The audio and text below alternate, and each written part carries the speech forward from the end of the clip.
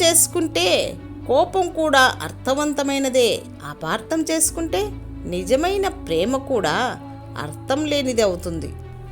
సృష్టిలో లెక్క ఎప్పుడూ సరిగ్గా ఉంటుంది. మన బుద్ధే అప్పుడప్పుడు తిక్కగా ఉంటుంది. ఆ తిక్క సరిచేసుకునేందుకే ధ్యానం. చీకటి లేకపోతే వెలుగు విలువ తెలియదు. కారం లేకపోతే తీపి విలువ తెలియదు. కనులు లేకపోతే వినోదాల విలువ తెలియదు. మరణం లేకపోతే ప్రాణం విలువ తెలియదు. కోపం ఇలా వచ్చి అలా వెళ్ళిపోయే భూకంపం లాంటిది. అది చేసే నష్టం మాత్రం మామూలుగా ఉండదు. మనం ఏ విషయంలోనైనా ఫెయిల్ అయ్యాము అని అన్నామంటే మనం దాన్ని సాధించడానికి అస్సలు ప్రయత్నం చేయనట్టు లెక్క. ఎందుకంటే నిజాయితీగా ప్రయత్నిస్తే సాధించలేనిది ఏదీ లేదు. నిలబడి ఆలోచిస్తే అద్భుతాలు జరగవు. నిరంతరం శ్రమిస్తేనే విజయం నిన్ను వరిస్తుంది. ఈ ప్రపంచంలో ఏ సంపద ఇవ్వలేనంత సంతోషం మన అనుకున్న వారి వద్ద లభిస్తుంది. అందుకే ఖాళీ సమయాల్లో మన అనుకున్న వారితో సంతోషంగా గడపండి. కొంతమంది ఆర్థికంగా పేదవాళ్ళు కావచ్చు, కానీ దయార్థ హృదయంలో చాలా గొప్పవాళ్ళు. కొన్ని అలవాట్లకు దూరంగా ఉంటే మన ఆరోగ్యానికి మంచిది. కొంతమంది మనుషులకు దూరంగా ఉంటే మన జీవితానికే మంచిది.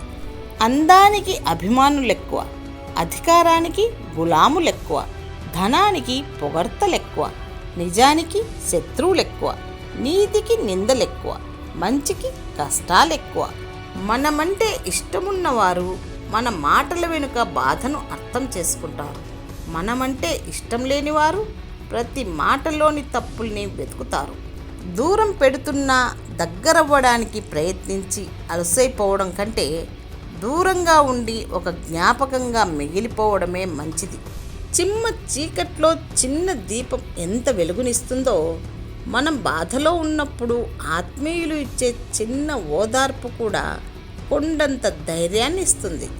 నీవు ఉండే తీరు నీ ఎదుగుదలకు మూలమైతే నువ్వు గడిపే సమయం నీ భవిష్యత్తును నిర్ణయిస్తుంది. నటన ముందు నిజాయితీ ఎప్పుడూ ఓడిపోతూనే ఉంటుంది, కానీ నటనకు నిజాయితీ ఏదో ఒక రోజు ఖచ్చితంగా సమాధానం చెబుతుంది. మాట విలువ తెలిసినోడు చాలా వరకు మౌనంగానే ఉంటాడు. మనిషికి ఈగో ఉండాలి, కానీ అది ఎంత ఉండాలో అంతే ఉండాలి. మరి ఈగో ఎక్కువైతే మనకే ముప్పు. గత ఆలోచనల ఫలితమే ప్రస్తుతం మన పరిస్థితి. ఇప్పటి మన ఆలోచనలపైనే రేపటి భవిష్యత్తు ఉంటుంది. నీకు నచ్చిన వారితో ప్రేమగా మెలగు. నిన్ను మెచ్చిన వారితో నిజాయితీగా ఉండు. పాపపుణ్యాలను బ్యాలెన్స్ చేసేది కాలం. కాలానికి విపరీతమైన జ్ఞాపక శక్తి. ఏ సన్నివేశాన్ని మరచిపోదు. కర్మరూపంలో తిరిగి ఇస్తుంది, వడ్డీతో సహా. అందరినీ వదిలేసి దూరంగా ఉండటం కాదు జీవితం అంటే. కష్టమైన సుఖమైన కుటుంబంతో కలిసి ఉండటమే జీవితం. నేను అందంగా ఉండకపోవచ్చు, కానీ సాయం కోరిన వాళ్ళకి నా చేతిని అందించగలను. అందం అనేది ముఖంలో ఉండదు, హృదయంలో ఉంటుంది. మబ్బులన్నీ ఒక్కటై ఎంత వర్షం కురిపించినా ఆకాశం అనువంత కూడా తడవదు. అలాగే ఎంతమంది వచ్చి నీపై విమర్శల జల్లులు కురిపించినా నువ్వు నిజాయితీగా ఉంటే చాలు. ఎవ్వరూ కూడా ఏమీ చెయ్యలేరు నిన్ను. భార్యకు కావలసింది డబ్బు బంగారం కాదు, నీకు నేను ఉన్నానని ధైర్యం చెప్పి ప్రేమగా చూసుకునే భర్త ఉంటే చాలు.